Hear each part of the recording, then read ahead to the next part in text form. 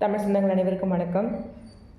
இப்போ நம்ம எதை பற்றி பார்க்க போகிறோன்னா, ஒரு ஒரு ஒரு மாதத்துக்கு முன்னால் அப்படின்னு நினைக்கிறாங்க. பார்த்தீங்கன்னா, ஒருத்தர் வந்து சிகப்பு கலர் டிஷர்ட்டில் தன்னுடைய சிகப்பு கலர் கார், அவருடைய காரில் பார்த்தீங்கன்னா நல்லா ஃபுல் போதையும் போட்டுக்கிட்டு பார்த்தீங்கன்னா, அங்கேருந்து ஒவ்வொரு டூ வீலர் மேலேயும் கார் மேலேயும் அங்கே நடந்து போன மக்கள் மேலேயும் வந்து செம போதையில் ஒரு இந்து இந்து தர்மப்படி ஒரு மந்திரம்லாம் சொல்லுவாங்க இல்லையா, அந்த மந்திரம் சொல்லிக்கிட்டே போய் பார்த்தீங்கன்னா தண்ணியை போட்டுக்கிட்டு இப்போ எல்லார் மேலேயும் மோதினார், சரமாரியே மோதினார்.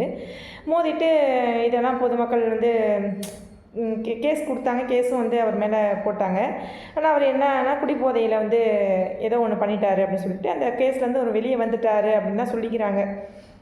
அது அவரால் கால் போனவங்க, கை போனவங்க, வண்டி டேமேஜ் ஆனவங்க, இவங்களுக்குலாம் என்ன நியாயம் கிடச்சிதுன்னு எனக்கு தெரியல.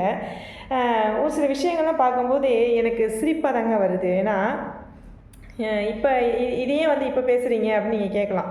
எல்லோரும் பார்த்துருப்பீங்க அந்த நியூஸை.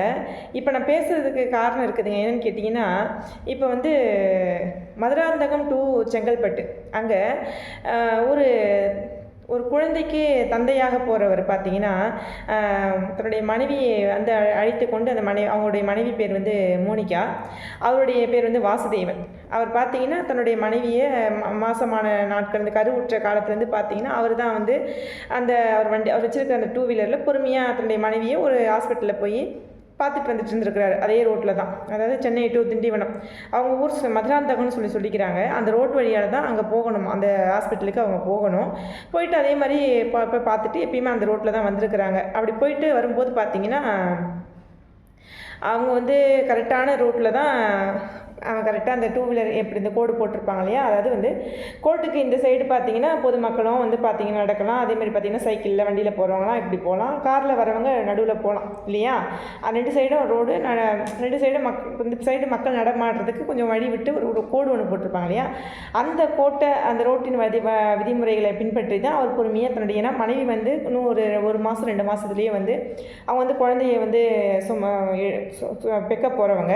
அப்படி அவங்கள அழைச்சிட்டு போகும்போது அவர் பொறுமையாக தானே போய் ஆகணும். நிறைய மாதம் கர்ப்பிணியை கூட்டிகிட்டு போகும்போது அவர் பொறுமையாக தான் போய் ஆகணும். அப்படி போயிட்டு இருக்கும்போது பார்த்தீங்கன்னா சென்னை டு திண்டிவனம் ரோட்டில் ஒரு கருப்பு கலர் கார் வந்து அதிவேகமாக வந்து அவங்க மேலே மோதிடுதுங்க. மோதினவுடனே அவங்க என்ன பண்ணுறாங்கன்னு பார்த்தீங்கன்னா 2 பேருமே அதே இடத்துல அவுட் ஆகிடுறாங்க, இறந்துடுறாங்க. அந்த கர்ப்பிணி மனைவி வந்து பார்த்திங்கன்னா அப்படியே வயிற்றை பிடிச்சிட்டு கீழே விழுந்துடுறாங்க. அந்த கணவன் அப்புறம் அந்த வண்டியெல்லாம் பார்த்தீங்கன்னா அந்த வண்டி மோதிச்சு பார்த்தீங்களா, அந்த டூ வீலர் அப்படியே எரிஞ்சு பார்த்தீங்கன்னா சாம்பலாக போயிடுது. எரிஞ்சு கறிக்கட்டையாக கிடக்குது. அவரும் அவருடைய கணவனும் அந்த வண்டியும் டூ வீலரும்.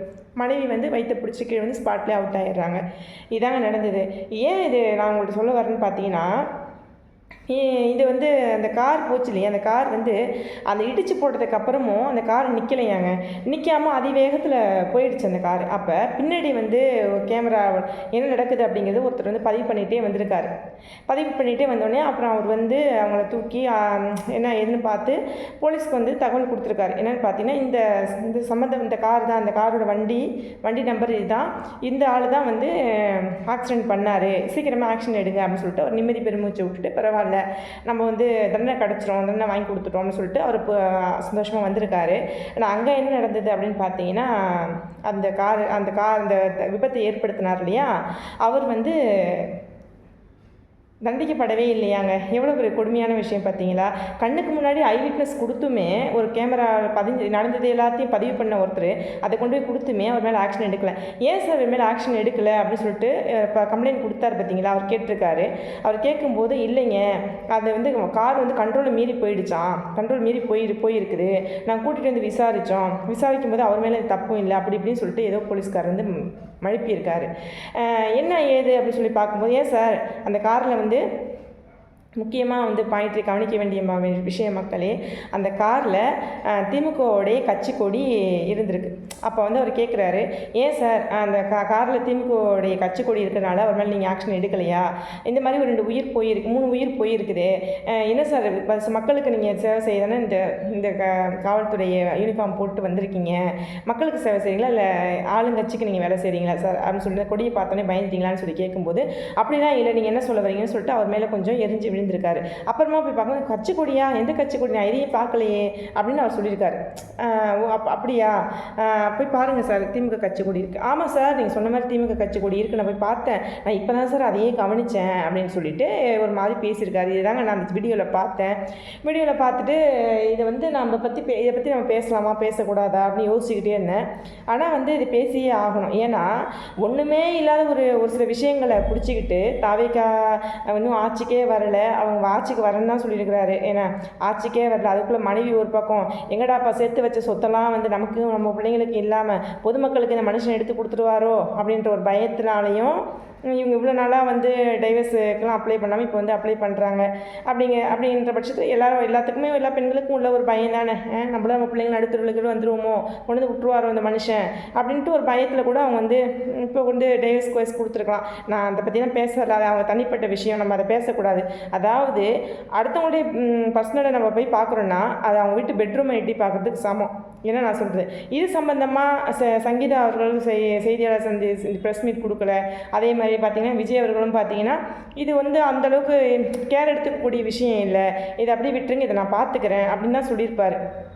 ஒர்த்து இல்லை, அந்த விஷயம் அவ்வளோ ஒர்த்து இல்லை அப்படின்னு சொல்லியிருப்பார்.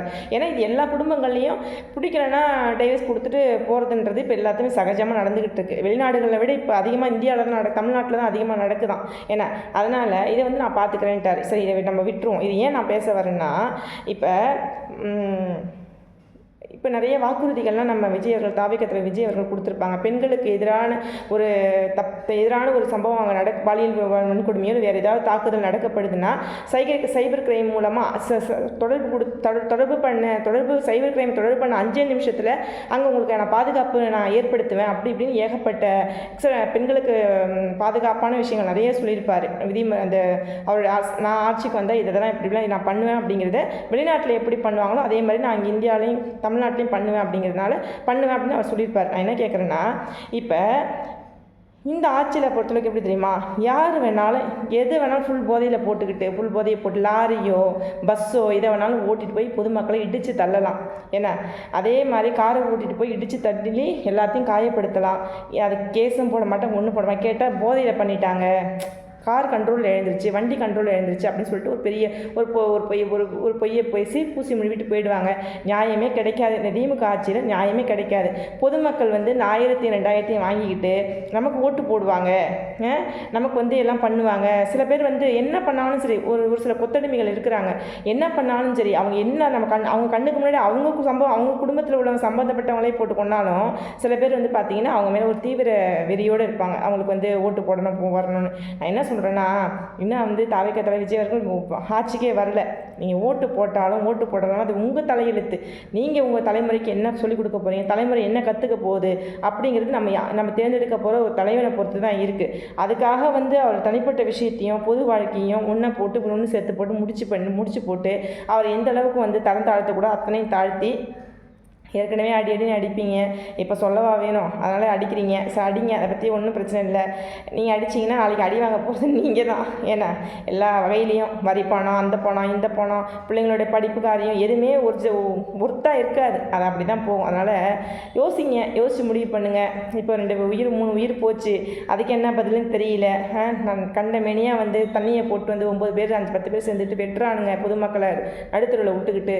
ஏன்னா இன்னும் நிறைய பார்த்துக்கிட்டே வரலாம். நியாயத்தை கேட்க முடியல, எதுக்கு பண்ணுறானுங்க, என்னத்துக்கு பண்ணுறானுங்க, அவங்க போதை வெறியில் என்ன பண்ணுறானுங்க அவங்களுக்கே தெரியல. இதனால் பாதிக்கப்பட போது பொதுமக்களாகி நம்ம தான். அதனால் இனிமேல் நான் எதையும் பேச போதில்லை. ஏன்னா பேசணும்னு வச்சிங்களேன், என்னையே வந்து கமெண்ட்ஸில் வந்து கழுவி ஊற்றுறீங்க, அசிங்கமாக திட்டிக்கோங்க. நீங்கள் திட்டுறதுனால என்னோடய இமேஜ் ஸ்பாயில் ஆகுது. இப்பயும் அதான் சொல்கிறேன், என்னோடய இமேஜ் இன்னியளவு கூட ஸ்பாயில் ஆகாது. ஏன்னா நான் என்னுடைய கருத்தை நான் வெளிப்படுத்துகிறேன், அவ்வளோதான். அதை நீங்கள் நாகரிகமாக எனக்கு கமெண்ட்டில் சொன்னீங்கன்னா பரவாயில்ல. வாடின்றது, போடின்றது, தேங்கிறது, தேமகளைன்றது, அசிங்கமான வார்த்தைகள்லாம் பேசுகிறீங்கன்னா அது உங்கள் தாயோட நடத்தையை தான் காட்டுது. இப்பயும் நான் தான் சொல்கிறேன். அதனால் பண்ணுங்கள். என்ன நிறைய எதிர்பார்க்குறேன், பண்ணுங்கள். நன்றி, வணக்கம்.